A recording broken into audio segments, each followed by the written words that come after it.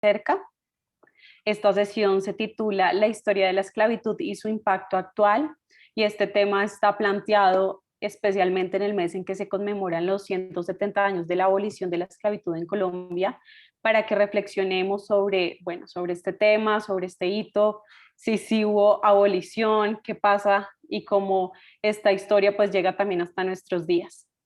Esta sesión la organizan 3 programas que son la maestría en estudios afrocolombianos, la carrera en historia y la maestría en historia. Los 3 programas son de la Facultad de Ciencias Sociales de la Universidad Javeriana. Nos acompañan 2 invitados muy importantes, son la profesora María Camila Díaz. Ella es doctora en Historia y Etnohistoria de la Escuela Nacional de Antropología e Historia de México. También es magíster en Historia y Etnohistoria de la misma universidad y es profesora de los programas que organizan esta sesión. También nos acompaña el profesor Rafael Antonio Díaz, él es doctor en Historia de México y América Latina del Colegio de México y magíster en estudios africanos de la misma universidad, y también hace parte de la planta docente de estos programas. Si alguno quiere saber, antes de empezar, pues si alguno quiere saber más de alguno de los programas o tiene alguna duda respecto a estos 3 programas que les acabo de indicar, puede escribirnos en el chat sus dudas y yo estaré pendiente para responderles. Bueno, esta sesión dura unos 45 minutos aproximadamente y al final pues queremos contar con la participación de ustedes para las preguntas o las dudas que tengan, resolverlas con María Camila y con Rafael. Bueno, no sé, María Camila y Rafael, si quieren pues sumar algo a esta introducción o si empezamos. Bueno, pues yo quisiera primero saludar a las personas que nos acompañan en la tarde de hoy. Pues este es un momento particularmente complicado, entonces pues es grato ver que hay varias personas aquí conectadas y que por lo menos podemos dialogar en estos momentos difíciles y en momentos que también son de aislamiento. Y por otro lado, pues también quiero agradecerle a María Gabriela por haber organizado esta sesión, a Natalia, todas las personas que participaron para poder planear y hacer posible que estemos la tarde de hoy con ustedes, y obviamente pues también un saludo muy especial a Rafael por compartir esta sesión hoy. Bueno, pues yo también quiero saludar muy especialmente a los que nos acompañan, a las y a los que nos acompañan hoy. Realmente estoy sorprendido, no esperaba que hubiera más de 100 personas y ya sobrepasamos esa cifra. Y pues me alegra porque yo creo que a propósito de este tema de los 170 años de la abolición de la esclavitud en Colombia, es preciso decir a propósito de esta coyuntura de levantamientos, de protesta y de movimientos sociales, que la lucha justamente de los afrodescendientes por su libertad constituyen ni más ni menos que un reservorio político y un reservorio moral en la búsqueda de la plena libertad para el ser humano. Entonces, por eso me parece importante esta conversación, y pues me da gusto de nuevo compartir con María Camila este escenario, y agradecerle a Gabriela y a la facultad pues que hayan organizado este escenario. Muchas gracias. Gracias, Rafael y María Camila. Bueno, pues iniciemos con este tema y creo que una buena forma de iniciar es revisando qué es la esclavitud. O sea, creo que es un término que pues es una historia muy amplia y quisiera desde sus perspectivas, desde sus análisis, ¿qué es la esclavitud? ¿Quieres empezar, Rafael, o quieres que empiece yo? Como tú quieras. Si me quieres conceder la palabra. No, Por no, favor, bueno, por favor. no, bueno, no sé. Sí, Rafael. Esa es una pregunta políticamente incorrecta, ¿no? Porque depende desde qué perspectivas tú miras la esclavitud, desde qué juicios morales, analíticos, desde qué escenarios políticos, etcétera. Entonces, pues es una pregunta que no tiene una respuesta fácil, aunque por supuesto que es una pregunta a la cual uno le puede dar respuestas contundentes, ¿sí? No sé, yo quiero empezar dando un ejemplo, y es la estructuración del imperio turco-otomano desde el siglo XIV o desde el siglo XV. Implicó el desarrollo eh, casi que de un nuevo sector social absolutamente leal al sultán, ¿sí? Que era conocido como los genízaros. Y entonces hay expertos que consideran que los genízaros eran esclavos, y hay otros expertos que consideran que no eran esclavos, que por supuesto que le debían una absoluta fidelidad al sultán, y que incluso ser genízaro o quizás ser esclavo era un honor para las familias, ¿sí? Eso por un lado. Por el otro lado, antes de que en África o incluso en muchas regiones africanas se desarrollara a gran escala, primero la esclavitud controlada por los musulmanes y después la esclavitud controlada por los europeos, podemos decir, y alrededor de esto pues hay toda una discusión también, podemos decir que en África había un arco iris, digamos, de dependencias personales que iban desde el sujeto absolutamente libre hasta el esclavo. Pero el esclavo era reducido a esa condición por cuestiones de guerra, por cuestiones de deudas, por violaciones flagrantes al derecho consuetudinario, etc.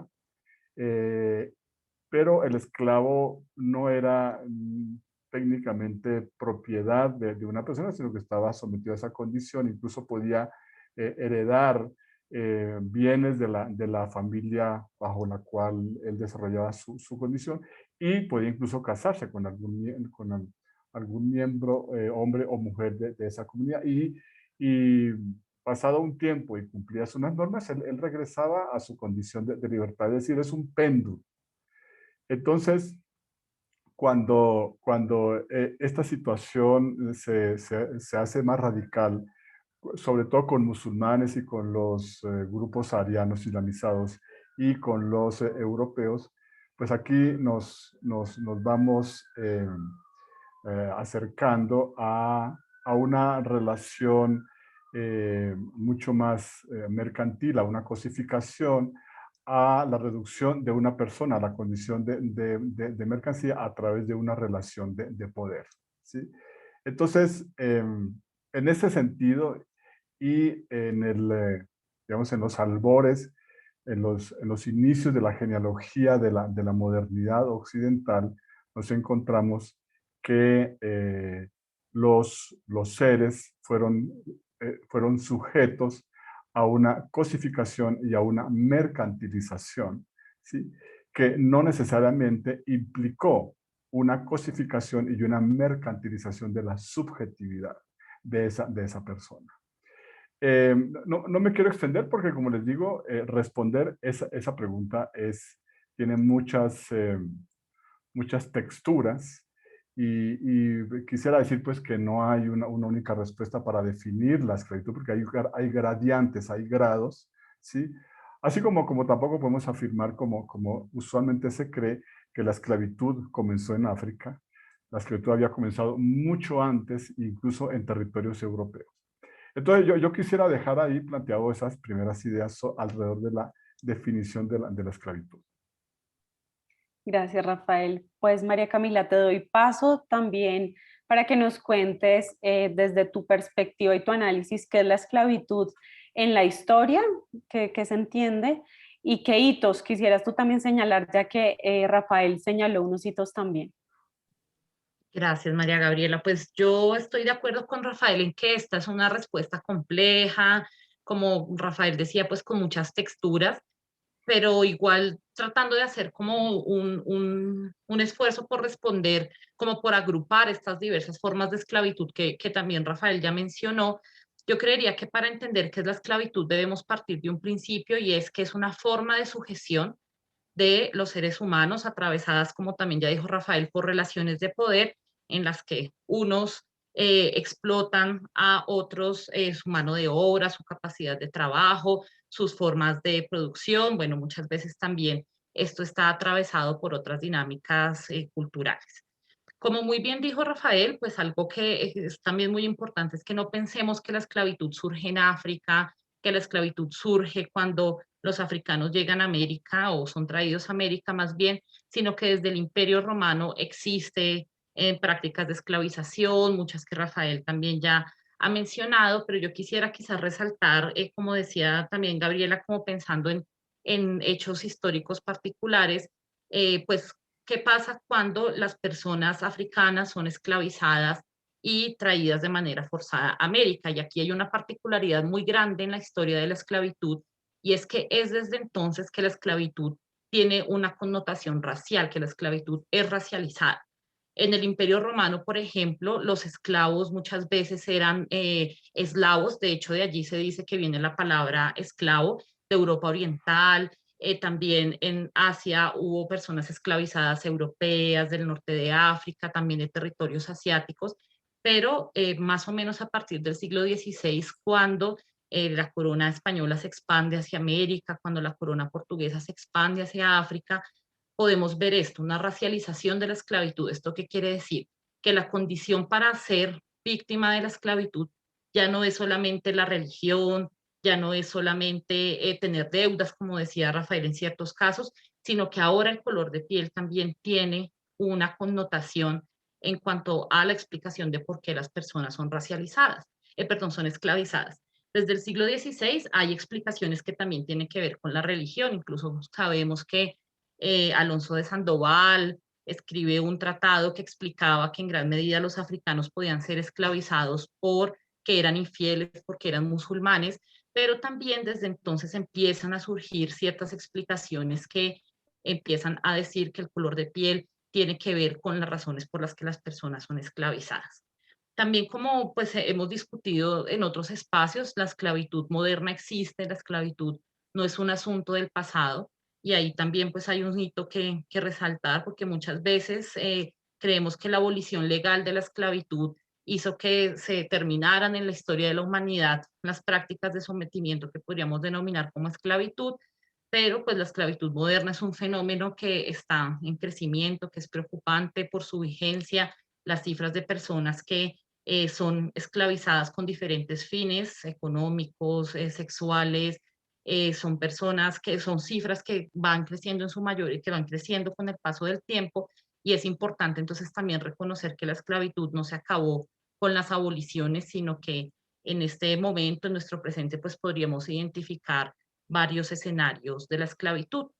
Otro asunto que me parece importante comentar para sumar a lo que ya había dicho Rafael, es que la esclavitud no es simplemente esta práctica de explotar y de someter al otro, sino que esto también implica toda una serie de justificaciones, toda una serie de regímenes de verdad que permitan justificar por qué ese otro es víctima de esclavización y por qué el esclavista puede ser quien domina, puede ser quien legítimamente, entre comillas, explota a las otras personas. Esto quiere decir que para justificar la esclavitud se construyeron una serie de imaginarios y de prácticas que clasificaban a las personas africanas, a las personas afrodescendientes como inferiores, como salvajes, como incivilizados, entre comillas, en oposición a unos esclavistas que se autorrepresentaban como civilizados, cristianos, con valores, con riquezas económicas.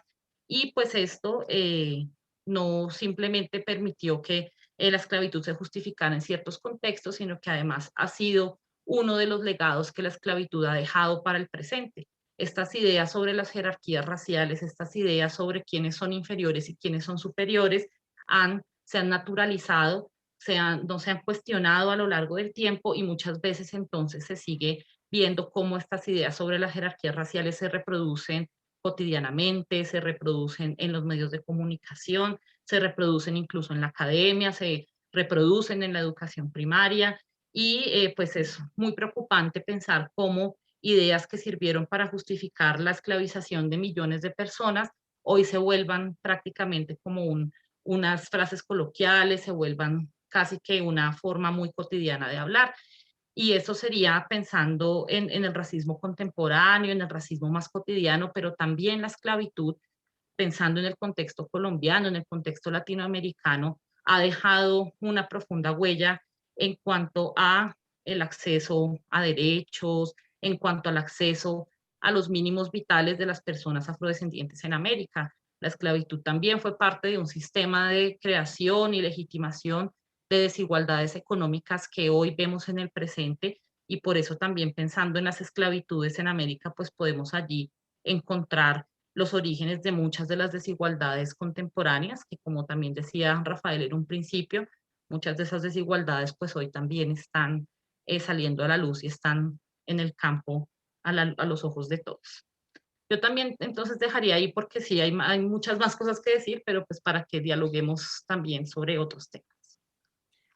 Listo, sí. Sobre uno de los aspectos que tocas es, mencionabas que la abolición pues no ha existido del todo y queda mucho pues por decir al respecto.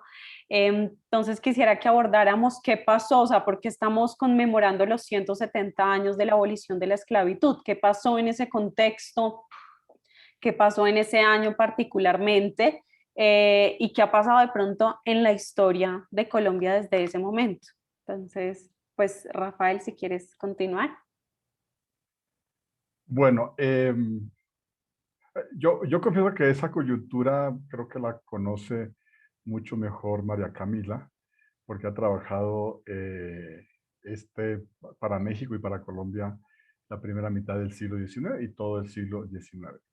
Pero sobre eso yo quisiera decir lo siguiente, y es que eh, tan pronto un ser humano es reducido a la esclavitud, él mismo o sus contrapartes, su parentela, por ejemplo, empiezan a definir y a estructurar mecanismos o estrategias de búsqueda de la libertad. En ese sentido, yo quiero recordar que Orlando Patterson, este reconocido, soy sociólogo jamaiquino, ha planteado la idea de que en el escenario de Grecia, en el escenario de la esclavitud en Grecia, fue la mujer la que inspiró y la autora intelectual, digamos, de las primeras prácticas y luchas por la libertad de sus hijos, de su cónyuge, de sus hermanos, etc. ¿Por qué estoy diciendo esto? Porque las y los afrodescendientes, en el caso de la historia de Colombia, desde el nuevo reino de Granada, no se sentaron a esperar una supuesta crisis política, una supuesta crisis del orden político. No se sentaron a esperar un grito de independencia el 20 de julio de 1810, nada de eso. Desde los primeros años, estoy hablando desde la Fundación Hispánica de Santa Marta, 1530-1533, los esclavos, los esclavizados, se levantaron, se rebelaron, fugaron, atacaron Santa Marta 2 veces, según contado por el mismo Fray Pedro Simón. Entonces, aquí hay que saber distinguir el proceso propio de la independencia y el proceso de la emancipación y de la libertad, que a través de distintas vías llevaron a cabo las personas, hombres, mujeres, los niños, ¿sí? Esclavizados. Entonces, en ese sentido, yo quiero señalar que no podemos negar de ninguna manera que hubo una agencia fundamental de los esclavizados en los procesos de independencia, ¿sí? Pedro Romero en Cartagena, por ejemplo, un afrodescendiente, Juan José Rondón en la batalla del Pantano de Vargas, y muchos afrodescendientes en el suroccidente colombiano que justamente ha estudiado María Camila, que conformaron grupos, bandas, y digamos que asaltaban, que atacaban caminos, y que desarrollaron distintas estrategias. Y por el otro lado, la coyuntura de la independencia, la libertad de vientre de 1821, posteriormente la libertad, la abolición de la esclavitud del 21 de mayo de 1851, reflejó indudablemente la constatación de que los afrodescendientes en la zona del Caribe, en la zona pacífica y aún en otras regiones, habían logrado construir derechos colectivos sobre la tierra, se habían apropiado de recursos, de ciénagas, de ríos, de tierras, los arrochelados en toda la zona del Magdalena, ¿sí? En el Pacífico. Es decir, como lo ha analizado de manera brillante, por ejemplo, el profesor Óscar Almario García, ¿sí? Fueron estableciendo pautas libertarias de posesión colectiva de la tierra, lo cual no estuvo exento, como los patianos no estuvo exento de conflictos con los terratenientes, con los hacendados, con los contrabandistas, con los comerciantes. Entonces, yo diría, sí, y pues para darle la palabra a María Camila, que creo que ella conoce procesos mucho más particulares y específicos, yo diría que la coyuntura de la abolición gradual de la libertad, la abolición gradual de la esclavitud eh, estaba, digamos, acicateada, estaba presionada y expresada por una serie de procesos de liberación y de apropiación colectiva de la tierra, que sin más ni más, pues, le daba a esta comunidad un sentido un sentido de que la esclavitud tenía que ser abolida. Y una última reflexión es que efectivamente hubo una reacción extrema, una reacción de naturaleza conservadora y republicana por parte sobre todo de terratenientes, de hacendados y de ideólogos esclavistas como lo fue Sergio Arboleda. Sergio Arboleda escribió en la República de la América Española, escribió sencillamente que que los negros, digamos, no tenían la capacidad de vivir bajo república, bajo policía, o que mejor tenían que seguir sometidos a la policía, al control de los esclavistas y de los hacendados, y que si eso no era así, pues la república entraría en caos. Entonces, todo esto sucede porque efectivamente hay un reconocimiento tácito, consciente o inconsciente, de unas luchas por la libertad muy importantes que vienen desde el siglo XVI y que se acrecientan desde el siglo XVII. Bueno, pues yo agregaría, pues quiero más bien antes de agregar algo, subrayar la importancia de lo que acaba de decir Rafael, y es que efectivamente, si nos preguntamos qué pasó hace 170 años, ¿por qué hoy conmemoramos entonces los 170 años de la abolición? El 21 de mayo de 1851, el presidente liberal José Hilario López expidió una ley que declaraba ilegal la esclavización de personas en Colombia desde el 1 de enero de 1852.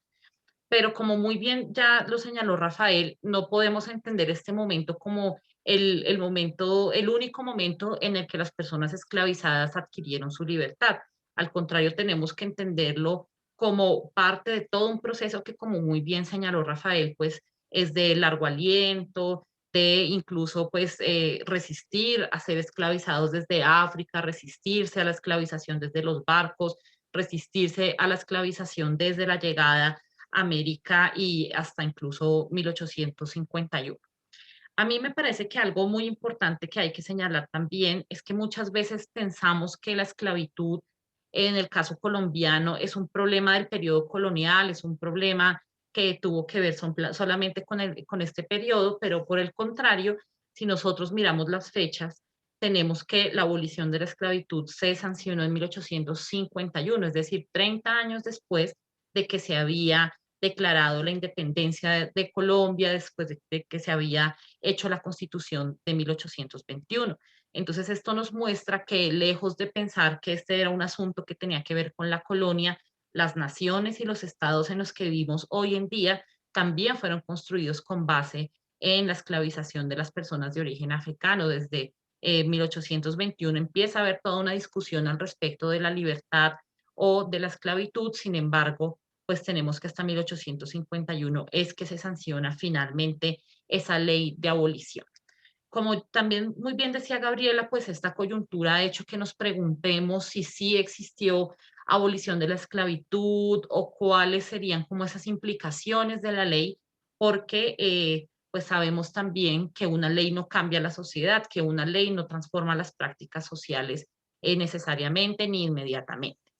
Entonces, cuando me pongo esta discusión sobre la mesa es justamente porque se ha dicho entonces a partir de las conmemoraciones que la abolición de la esclavitud no fue tan importante, que la ley de 1851 fue prácticamente secundaria, pero yo sí creo que a pesar de que tenemos que entenderla como parte de todos esos procesos de lucha de las personas esclavizadas por eh, adquirir su libertad, por gozar de su libertad, de todas maneras la ley sí marca un hito muy grande, porque entonces eso hace que las personas ya no puedan ser esclavizadas de manera legal en Colombia y eso cambia realmente como los marcos de vida de muchas de las personas que habían vivido en la esclavitud. Claro, muchas otras siguen trabajando como peones, como en figuras asalariadas de explotación de la tierra en las mismas haciendas donde habían sido esclavizados y esclavizadas, pero muchas otras personas lograron cambiar sus vidas, lograron tener unas trayectorias de vida muy distintas. Justamente haciendo referencia a lo que decía Rafael sobre el Pacífico y sobre Oscar Almario, a mí me parece muy relevante señalar un estudio que hace la profesora Claudia Leal sobre qué pasa con la abolición de la esclavitud en territorios del Pacífico Norte y Sur. Porque entonces en el interior del Cauca, por ejemplo, en el interior del suroccidente, muchas de estas personas que habían sido esclavizadas ahora se convierten, empieza la construcción de ellos como un campesinado negro libre.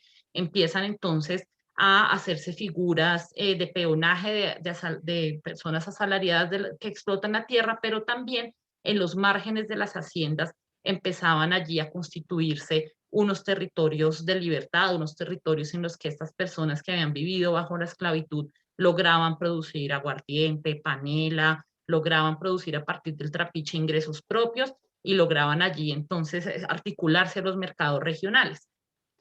Lo que pasa en el Pacífico, por ejemplo, de acuerdo al estudio de Claudia Leal, es que la abolición de la esclavitud crea más bien un marco en el que las personas pueden adueñarse, las personas negras que habían residido históricamente en el Pacífico, pueden adueñarse de los recursos que allí existían sin la intervención de la figura del amo, del propietario, del esclavista.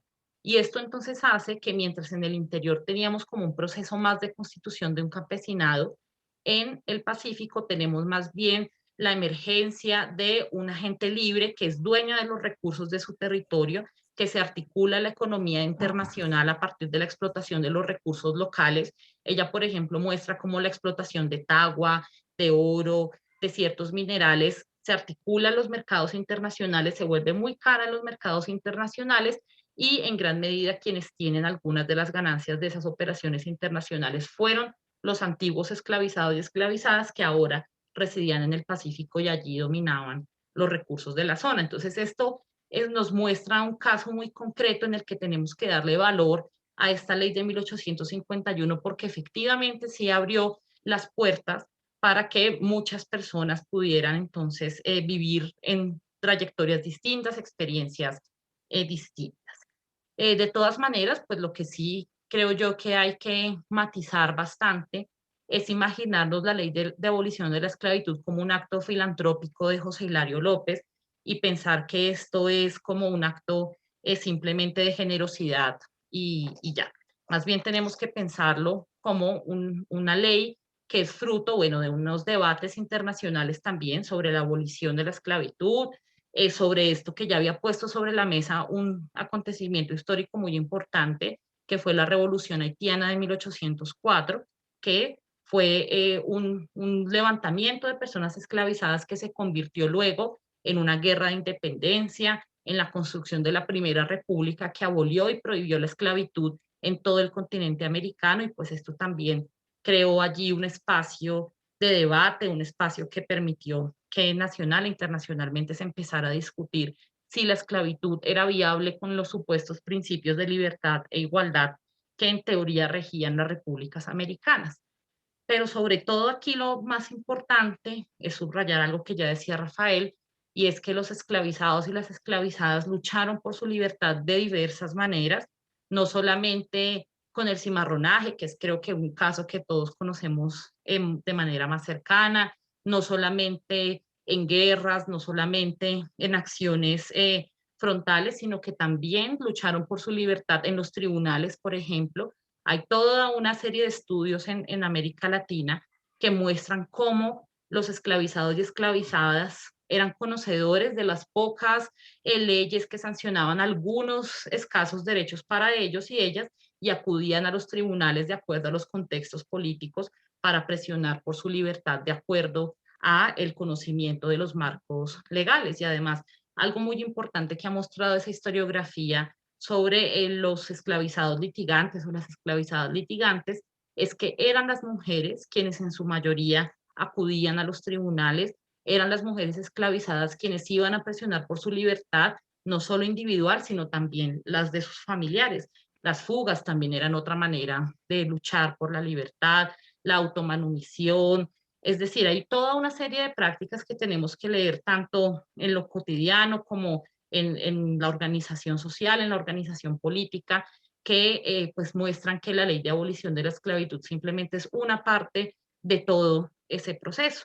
Y solamente para terminar y no extenderme mucho más, quería señalar un último elemento importante en el caso de 1851 en Colombia, y es que para 1848 y 1849 se crean los partidos políticos, el liberal y el conservador, y lo que vamos a ver en el caso del suroccidente muy particular, los actuales Nariño, Cauca y Valle del Cauca, es que la gente esclavizada, pero también la gente negra libre, se va a articular al Partido Liberal, va a articular muchas de sus apuestas por la libertad a las movilizaciones políticas del Partido Liberal. Y por lo menos en el caso del suroccidente, nosotros no podemos imaginarnos la construcción del Partido Liberal si no pensamos en ese papel tan importante que cumplieron los esclavizados, los libres, en las sociabilidades políticas de los liberales. Entonces, la abolición de la esclavitud también tenemos que pensarla por allí, por esos debates políticos que emergen por la creación de los partidos políticos y por el Partido Liberal particularmente.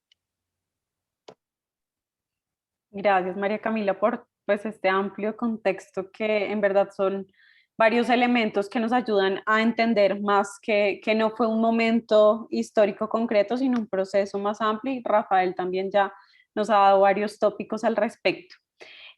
Tú, María Camila, mencionabas, y también creo que Rafael, sobre la esclavitud de hoy en día. Entonces, ahora quiero preguntarle sobre esa esclavitud que de pronto pues ustedes mencionaban ocurrió en la historia, que de eso llega hasta nuestros días y en qué casos concretos o de qué formas manifiestas vemos la esclavitud actualmente.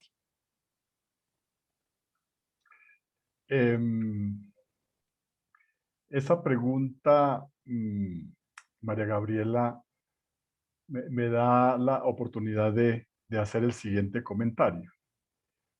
Para empezar a plantear la tesis de que la esclavitud, la esclavización, las relaciones sociales, las retóricas siguen siendo muy racializadas y siguen apuntalando, claro, bajo estos nuevos escenarios siguen apuntalando dinámicas fundamentalmente esclavistas y que por supuesto posicionan de una manera muy importante la lucha, la identidad y los movimientos sociales de las poblaciones afrocolombianas. Hace pocos días me estaban invitando a participar en un congreso que está organizando la Vicepresidencia de la República y otros colegas historiadores, que es el centenario de la, no, el bicentenario de la Constitución de 1821, ¿sí? En Cúcuta, o bueno, ahí cerca Cúcuta, en donde se dio la Constitución. Me invitaban a participar en una mesa de trabajo, en una mesa de discusión, más o menos con la siguiente consideración, a manera de pregunta, y es que se piensa que en esta época de la libertad de vientres y todo el proceso que se dio hasta la abolición de la esclavitud en 1851, los regímenes políticos de esa época dice más o menos, o plantea más o menos esa pregunta, ¿sí? Concebía, óigase bien, concebía a los esclavos como ciudadanos. Los ciudadanos, o sea, realmente una perspectiva absolutamente absurda. Lo que yo quiero decir es que esta pregunta forma parte de una estrategia de una neoderecha, de un neofranquismo conservador que está tratando de reescribir la historia. Negar, por ejemplo, la masacre de las bananeras, por ejemplo, y ahora decir que los esclavos eran ciudadanos. ¿Sí? Entonces, eso me da pie para decir que efectivamente, en términos generales, el Estado colombiano, las élites, los terratenientes y otros actores, actores armados, narcotraficantes, ¿sí? Las fuerzas militares, siguen desarrollando eh, ideas y acciones de carácter racial y racista, no solamente frente a las comunidades afrodescendientes, sino en general ante sectores amplios de la población. Es decir, esta arremetida de estos años y la arremetida que hemos visto estos días, esta arremetida realmente dramática, a mí me parece que puede ser asociada también a unas consideraciones racializadas y despectivas del ciudadano común, ¿sí? Entonces, acá estamos frente a una sociedad que sigue apuntalando actitudes racializadas y actitudes racistas, pero también ante una sociedad, ante comunidades, ante grupos, movimientos, ¿sí? Que luchan por esa reivindicación y por obtener un pleno reconocimiento ontológico, sin discriminación, sin diferencias. em, y pues en ese sentido creo que a lo largo de estos 170 años de la abolición de la esclavitud, podemos decir que las poblaciones afrocolombianas, como yo lo dije antes, constituyen un capital simbólico, un capital moral muy importante, al cual deberíamos y debemos y hemos estado acudiendo en estas luchas sociales que se están acrecentando en estos últimos años, en estos años recientes más bien, en Colombia. Gracias, Rafael. Sí, pues yo quiero que continuemos con esta misma pregunta, pero quiero sumar con uno de los comentarios que nos hacen.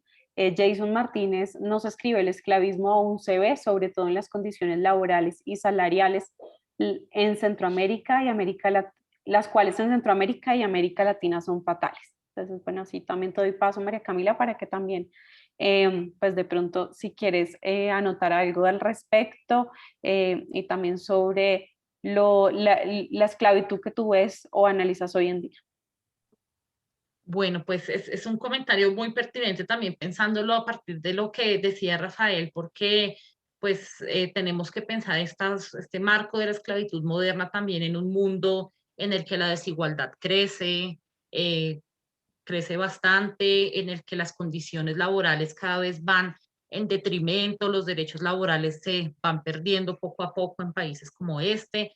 Entonces, pues bueno, ahí partemos del hecho de reconocer que Efectivamente, en Colombia en particular vivimos en un país en el que las condiciones laborales cada vez son más complicadas, los salarios son fatales, como decía Jason, los derechos laborales pues cada vez se van perdiendo, las prestaciones sociales son un lujo escaso, bueno, ya sabemos, creo que muchos y muchas de qué estamos hablando con estos nuevos estilos de contratación que pues también muchos y muchas hemos sufrido. Pero yo creo que algo que sí es importante diferenciar es que las condiciones laborales en detrimento, las pésimas condiciones laborales no son el equivalente a la esclavitud. De hecho, una de las características de la esclavitud en términos muy generales, porque podríamos discutirlo también, es que no hay un salario que reconozca el trabajo de la persona que está siendo explotada. O sea, ni siquiera podemos decir que es un salario paupérrimo o que es un salario que no tiene prestaciones, sino no, las formas de explotación son tales que ni siquiera en muchos casos, en la mayoría, hay un salario de por medio. Entonces, partiendo de ahí, ejemplos como los que señalaba Gabriela, que sería interesante citar, podrían pensarse en torno el sistema económico mundial y a la producción de ciertos bienes y servicios en el mundo. En otro espacio hablábamos con Gabriela del caso del Congo, del caso del cacao, de la producción de cacao en el Congo, que es pues un cacao muy bien valorado por las entidades internacionales, por las chocolateras belgas, por su altísima calidad y porque se da en unas condiciones climáticas que lo hacen excelso y especial. Entonces, este cacao se produce en ciertos campos en la República del Congo, en campos donde no existen muchas veces salarios para la mayoría de trabajadores y trabajadoras, donde hay trabajo infantil, es decir, esclavitud infantil, que no es reconocida, donde hay unas condiciones de producción bastante complejas, no hay baños, muchas veces no hay comida. Bueno, esas son unas condiciones de producción bastante duras, bastante hostiles con los seres humanos. Este cacao se conduce a ciertos lugares urbanos en donde unas como especies de capataces lo venden a las compañías belgas. Entonces allí ya hay un intermediario, ese capataz que tiene una ganancia monetaria por esa venta, pero que esa ganancia monetaria no pasa a los productores oficialmente. Y luego las compañías belgas entonces transforman ese cacao, lo procesan y producen unos chocolates carísimos, muy especiales también en ciertos sectores muy caros, muy altamente valorados, pero la gente de estos campos muchas veces dice que no, que a pesar de que produce cacao cotidianamente, nunca ha probado el chocolate, porque ese ya es un producto procesado que ya ellos no conocen. Entonces, este es un caso de esclavitud moderna. ¿En qué sentido? Las condiciones en el que se trabajan no, ni siquiera pasan por un mal salario, por un salario fatal. Pasan por unas relaciones de explotación tales que hay trabajo infantil, se violan leyes internacionales de formas de trabajo, no hay una retribución salarial en la mayoría de veces y quienes ganan realmente con esa producción, así como en la colonia ganaban solamente algunos con el trabajo de las cuadrillas de personas esclavizadas en el Pacífico, son los chocolateros belgas quienes venden el cacao ya procesado carísimo, quienes tienen asociaciones en donde pues se ve ese poder económico tan grande que tienen. Esto también lo digo para que pensemos cómo la esclavitud es tan vigente que muchas de los bienes procesados, de los bienes que nosotros compramos, ni siquiera sabemos de dónde provienen, ni siquiera sabemos cómo se producen y dónde se producen. Ahí en el mundo se está volviendo cada vez más rentable y común este modelo de producción que lo que hace es no solamente pauperizar a los trabajadores y trabajadoras, sino también someterlos a este tipo de violencias de falta de pago, falta de derechos básicos, muchas veces privación de la libertad en fábricas, en barcos, en campos y también pues pasa por la violencia que se ejerce para poder someter a las personas a este tipo de prácticas. Entonces sí me parece importante que señalemos pues que a pesar de que las condiciones laborales en nuestro país son muy, muy paupérrimas y muy problemáticas, no es lo mismo decir que tenemos malas condiciones laborales a decir que somos esclavizados, ¿no? Es algo distinto. Bueno, gracias María Camila. Tenemos varias ya preguntas y comentarios en el chat. De hecho, las y los invito a todos pues a leer estos comentarios tan interesantes. Voy a tratar de ser sucinta en que abordemos varias preguntas. Entonces, dos que nos hacen que me parecen pues muy interesantes y se pueden unir una es de Daniela Maya. Buenas tardes, quisiera saber cómo afecta la esclavitud actual a la economía. Y otra que nos hacen es cuáles son las consecuencias de la esclavitud en la actualidad. Pues creo que las podemos unir, ya que nos quedan 10 minuticos. Dale, María Camila, que venía con con lo del chocolate. Y Dale, eso. María Camila. Dale. Bueno, entonces, pues lo que el ejemplo del chocolate nos muestra, por ejemplo, es justamente que hay unas compañías, sobre todo con sede en Europa, sobre todo con sede en Estados Unidos, también en China, también en los Emiratos Árabes, que son quienes se quedan con las ganancias de ese trabajo esclavizado, de ese trabajo que se hace también en lo que se ha denominado como el sur global, precisamente en América Latina, en África, en ciertos territorios de Asia. Y esto entonces tiene un impacto enorme en la economía del presente, en la economía contemporánea, porque la circulación de capitales y la acumulación de capitales se concentra solamente en unos lugares, en Europa, en Estados Unidos, en ciertos lugares en China, en fin. Entonces, desde donde se produce como esa materia prima, allí nos está generando riqueza. Decimos que los trabajadores no tienen ni siquiera un salario, hay como un capataz que es quien se queda con una mínima parte de esa venta, porque realmente los que ganan son las chocolateras belgas. Esto entonces nos muestra que estamos frente a un sistema económico muy complejo que lo que hace justamente es profundizar esas desigualdades económicas que nos atraviesan en el presente, es profundizar que existan lugares como Europa Occidental, como Europa Central, donde hay capital, donde los estados intervienen en la garantía de los derechos de su población, por ejemplo, en la salud, en la educación, y existan otros lugares como el Congo, como Colombia, donde los capitales se fugan, donde se producen las materias primas, pero no se queda la riqueza, y donde también hay unas élites nacionales totalmente cómplices que prefieren radicar sus capitales en Panamá y no en Colombia, que hacen reformas tributarias que los exoneran de pagar impuestos y que todo el tiempo están legislando para favorecer al gran capital y no a la población en general. Entonces, esto es una consecuencia gravísima en la economía contemporánea. Insisto en que no hay que culpar solamente a las chocolateras belgas y a los grandes centros de poder, también tenemos unas élites nacionales que legitiman esas prácticas y que también son grandes partícipes de la profundización de la desigualdad, de la violencia, del hambre, cosas que en la pandemia también se han visto mucho más claramente y más explícitamente. Y perdón, Gabriela, que la segunda pregunta las consecuencias de la esclavitud en la sociedad contemporánea, ¿cierto? Esa era la segunda. Sí, iban juntas. Perfecto. Yo solamente me quiero referir a una también para que Rafael, pues, si quisiera hacer una intervención al respecto, y es en el racismo. Como decían en otras preguntas, como decíamos ahorita a partir de otras preguntas que hizo Gabriela, gran parte de las justificaciones sobre por qué los africanos y las africanas eran quienes iban a ser víctimas de la esclavización, lo que hizo fue configurar unas jerarquías raciales, unas explicaciones sobre la supuesta barbarie, la supuesta pereza, la supuesta furia, la supuesta rabia que tenían las poblaciones africanas, luego las poblaciones afrodescendientes. Y como decíamos, muchas de esas ideas se han naturalizado y han sido utilizadas a lo largo del tiempo al punto que hoy nos parece o le parece a muchos que son verdades para explicar cómo son los otros, quiénes son los otros y para explicar los problemas sociales.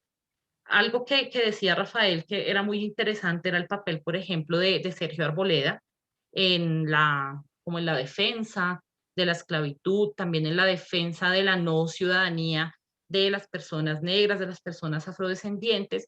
Y yo quisiera, a propósito de lo que dijo Rafael, hablar de su hermano, de Julio Arboleda, quien fue uno de los grandes esclavistas del suroccidente, quien hizo una guerra civil para atacar las reformas liberales de José Hilario López, entre ellas la abolición de la esclavitud, y quien obviamente por sus intereses económicos fue un gran defensor de la esclavitud. La estatua de Julia Arboleda fue tumbada ayer o antier en Popayán del Puente del Humilladero, pues mostrándonos que también parte de las consecuencias de la esclavitud en nuestra sociedad contemporánea tiene que ver con quienes recordamos como los grandes héroes de la patria, con quienes pensamos que son los grandes héroes que han hecho historia, muchos de ellos como Julio Arboleda, esclavistas que son recordados más como poetas que como lo que realmente fueron, personas que se enriquecieron y que se enriquecieron por generaciones a partir de la explotación de las personas que eran esclavizadas. Bueno, yo voy a agregar otras dos preguntas a la conversación y creo que pues ya con esto nos despedimos. Hay mucho tema, muchas preguntas, entonces de pronto pues podemos revisar si hacemos otro espacio similar a este, ya que el tema da para mucho. Mauricio Cano nos dice, ¿cómo intervienen en la modernidad los medios de comunicación en la esclavitud moderna frente a salarios, estigmatización y segregación de los pueblos negros, indígenas y el estigma de pobre? Y María Márquez dice, buenas tardes, soy María José Márquez. Me gustaría saber si es posible vincular la pobreza, la escasez, el atropello y la desigualdad social en poblaciones negras en Colombia con una de las secuelas del racismo y la esclavitud. Quisiera que abordáramos esta pregunta y pues ya con esta nos despedimos. Sí, sobre esa segunda pregunta, rápidamente porque ya creo que estamos cortos de tiempo, quisiera referir un concepto que yo manejo para la historia de África, para las economías contemporáneas o para las economías de África en la historia, y es lo que he denominado, y María Gabriela creo que se debe acordar, lo que he denominado la maldición del rey Midas, ¿sí?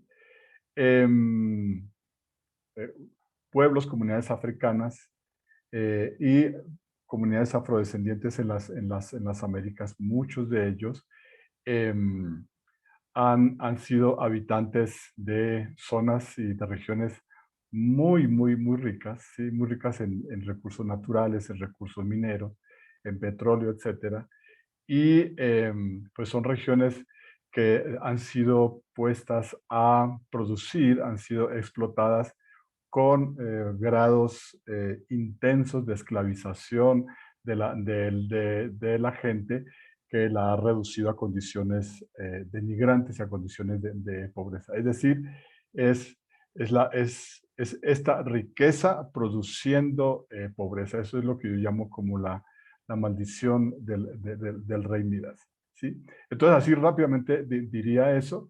Y sobre el tema de los medios de comunicación y su relación con digamos, con las realidades de las esclavitudes modernas, yo diría por ahora, aunque lo podríamos ahondar en otro momento, diría que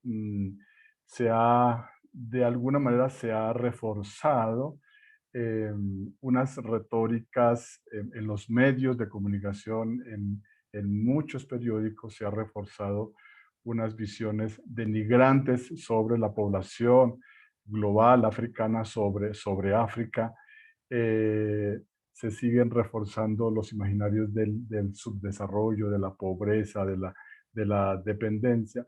Pero por otro lado, también en la misma red digamos, en medios de comunicación alternativos, se ha venido posicionando otras realidades que trascienden esa condición de pobreza o esa condición de denigración de las poblaciones africanas y afrodescendientes, mostrando una impresionante creatividad en la música, en el diseño, en la moda, que nos da, digamos, otra visión, una idea distinta de África y de la población global afrodescendiente, que nos hace pensar más allá del cliché de la marginalidad y de la pobreza, pues que no se trata de negarlo, sino de reconocer que estas poblaciones realmente han podido, digamos, trascender su condición y dejarnos y mostrarnos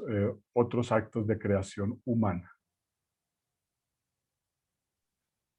Bueno, María Camila, no sé si quieres mencionar algo Bueno, al yo respecto. quisiera solamente sumar a lo que ya decía Rafael, algo sobre la pregunta de María José, y es que sí creo que es muy importante que pensemos cómo la racialización, la pobreza, la violencia también se intersectan en Colombia, por ejemplo, y por eso de pronto sugiero un material importante que es lo que ha producido la Comisión de la Verdad, que se ha encargado de pensar el conflicto armado desde un enfoque étnico y que ha mostrado a partir de distintos eventos sobre la familia, sobre el medio ambiente, sobre las organizaciones sociales, incluso sobre las expresiones artísticas, cómo el conflicto armado ha particularmente afectado a las comunidades negras, a las comunidades afrocolombianas, como una muestra de que efectivamente todas estas identificaciones que María José mencionó, como el género, la raza, la clase, se intersectan en ciertas realidades y hace que unos sujetos particularmente sufran en carne propia las violencias que son propias de nuestro presente. Solamente sería eso para terminar. Bueno, yo quisiera darle espacio a una pregunta más, que creo que tenemos unos minuticos más. Me escriben acá en el chat la siguiente pregunta. Inser Molina nos dice, en cuanto a la esclavitud en la época de la colonización de América, entendida como continente, ¿se podría afirmar que la esclavitud en el territorio colombiano fue diferente a la esclavitud en el territorio de Estados Unidos?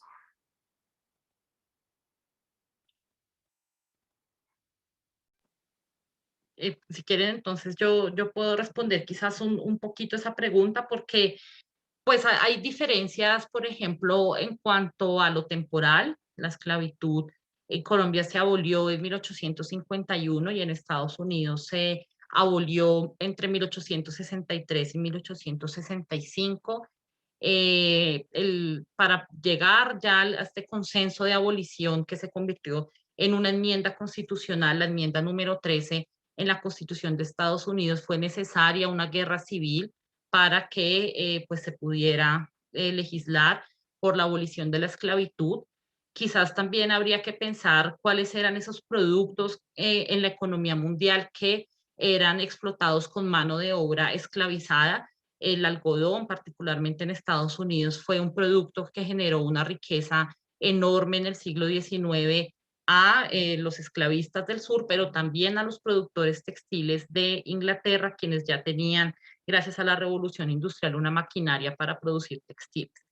Lo que sí creo que es importante a partir de esta pregunta, creo que es una gran pregunta que nos requiere un poco más de tiempo para responderla, pero en términos muy generales me parece importante señalar que muchas veces en América Latina, en nuestros países se ha sostenido que en nuestros países no hay racismo, a diferencia de lo que pasa en Estados Unidos, porque en Estados Unidos hay racismo. Pero aunque hay que señalar que sí hay diferencias en la esclavitud, tenemos que reconocer que en América Latina también hay racismo, que Colombia es un país sumamente racista y que así la esclavitud quizás haya perdurado unos años más en Estados Unidos, quizás el número de personas esclavizadas en el siglo XIX fuera muchísimo mayor en Estados Unidos que en Colombia. Colombia también es un país muy racista, es un país donde esas relaciones de poder son visibles hoy también en el presente, así como en Estados Unidos. Sí, Margarita, si me permite rápidamente, No, esa, tranquilo, es, dale, Rafa. esa pregunta es muy importante y es una pregunta de un alcance historiográfico y una discusión historiográfica muy tenaz, ¿sí? Porque uno puede reconocer que hay escenarios distintos en el que se desarrolló la esclavitud, ¿sí? Uno puede contrastar Cuba con el Perú, por ejemplo, o uno puede contrastar Cuba con Brasil, ¿sí? Eh, Porque en cierto momento la historiografía, sobre todo quizás de la década de los 60, de los 70 y un poco de los 80, más o menos se dividía en señalar que había sistemas esclavistas benignos o paternalistas y sistemas esclavistas más duros y radicales. Eso creo que ya no tiene asidero.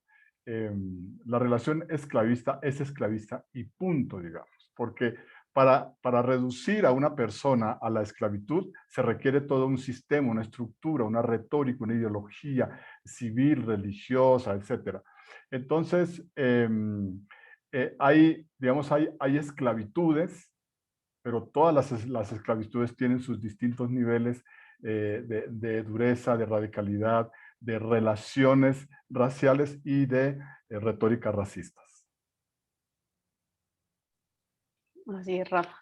Bueno, pues mil gracias a todos y todas quienes llegaron hasta este momento. Sé que seguramente hay preguntas que se quedaron por fuera, pero bueno, la idea era tener este espacio de conversación, también darles a conocer un poco de los temas que se abordan en estos programas, que son la maestría en estudios afrocolombianos, la carrera en historia y la maestría en historia. Estas son las conversaciones que se tienen, entonces, bueno, qué bueno que hayan podido estar en este rato. María Camila y Rafael, gracias por también haber conversado de esta forma tan amena y profunda. Gracias a ustedes, muchas gracias a las personas que nos acompañaron, gracias a Rafael, gracias a Gabriela y a Natalia. Y pues bueno, cuídense mucho y que estén bien todos y todas. Igual, muchas gracias a todas y a todos. Realmente fue una asistencia muy nutrida. Pues esperamos que hayan quedado ahí inquietudes, dudas, preguntas. Por el tiempo, pues a veces no tenemos la posibilidad de entrar de manera particular, de ahondar algunos procesos. Y como dijo María Gabriela, pues creo que esto va a requerir una segunda ronda más adelante. Muchas gracias. Y a ti, María Gabriela, por organizar todo esto. Gracias, María Camila.